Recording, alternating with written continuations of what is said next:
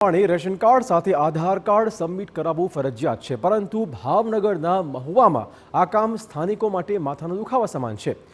KYC update કરવા માટે તાલુકા સેવા સદનમાં લાંબી કતારો જોવા મળી રહી છે। હકીકતમાં ટેકનિકલ ખામીના કારણે દિવસમાં અનેક વખત સર્વર ઠપ થતું હોય છે અને લોકોને કેવાયસી માટે ધક્કા ખાવાનો જ વારો આવી રહ્યો છે।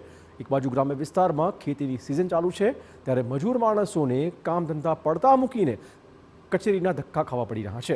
સ્થાનિકોનો આક્ષેપ છે કે તંત્ર દ્વારા કોઈ જ વૈકલ્પિક વ્યવસ્થા કરવામાં નથી આવી રહી।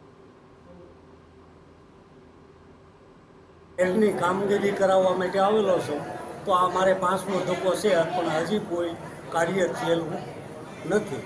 કેળની કામગીરી કરાવવા માટે આવેલો છું તો આ મારે 5મો ધક્કો છે, પણ હજી કોઈ કાર્ય થયેલું નથી।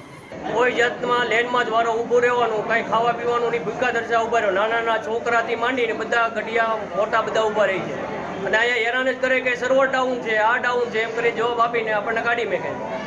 કોઈ જાતની કામગીરી સરખી છે નહીં। 250થી માણસો હશે, બધું હેરાન જ થાય છે। તો નાના બાળકોથી માંડીને વયોવૃદ્ધ પણ પરેશાન છે। બીજી બાજુ અધિકારીનું કહેવું છે કે લોકોને ધક્કા ખાવા ન પડે એટલે વૈકલ્પિક વ્યવસ્થાઓ પણ છે, પરંતુ હાલ સર્વર જ ઠપ થતું હોય આ મુશ્કેલીઓ સર્જાઈ રહી છે।